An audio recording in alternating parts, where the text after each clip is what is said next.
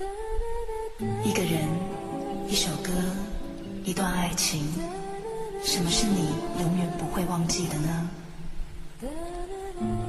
火车站的候车室时常坐着一位打扮整齐的中年妇人，手里抱着一个老式皮箱，似乎在期待什么。第一次见到妇人是她高中的时候，每天夜里从桃园通车到台北补习，深夜11点回到桃园。妇人总是准时地坐在候车室的木椅上，等待的姿势，不安的眼神，端正的打扮，好像在等待着某一个约好的人。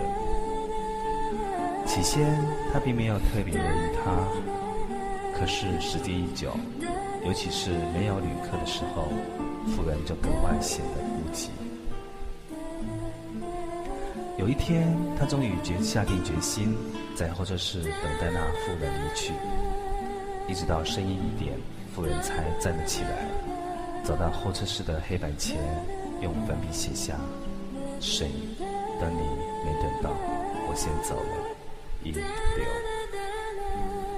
那时他才知道，原来候车室长久以来的这则留言是出自那妇人。应是他的名字，谁呢？应该是一个男人吧？是一个什么样的男人呢？让水一般流走的吗？后来车站的老人告诉他，妇人已经在候车室坐了20几年。有人说他疯了，可是他从不说话。有人说曾看见他打开皮箱，箱里面装的全是少女时代的衣服。大部分的人都说，在20几年前的那个夜晚，英和他的水约好在车站碰面，要私奔到某一个不知名的地方。可是叫水的那个男人却缺席了。有时候下课并不会立即回家，总是要等到英在黑板上写下那段留言后，才踩着轻轻的步伐回家。在路上他就想，那水的男子是多么的幸福，竟可以获得如此深切的爱，而他又是多么的可恨。有一天他下课回家的时候，没有看到英的名字，问了车站许多人，但没有人知道为什么。这风雨无阻的妇人那一天没有来。第2天的清晨，英残缺的身体被发现在铁道上，皮箱滚到很远的地方。旅客留言板上有他的字迹，只改了几个字：水，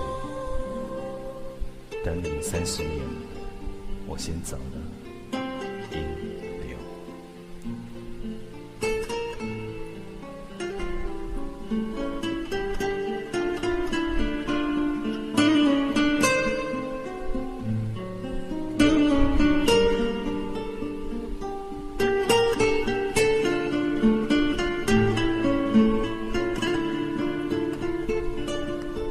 就这样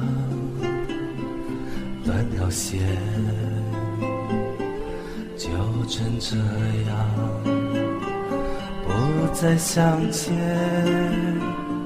飞出了世界，飞出天边，飞到另外一个没有我的天。经过许多年，所有的眷恋漂浮在时空里，没有终点。人生是一张泛黄的相片，而我站在车站静止的画面。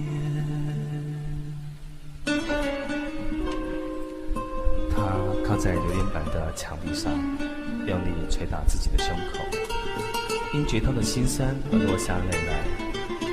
很长很长的时间，他回家的时候总先走在英坐过的位置，感觉英的脉搏还在那里跳动。每次他走过车站，心就像被刀子划过。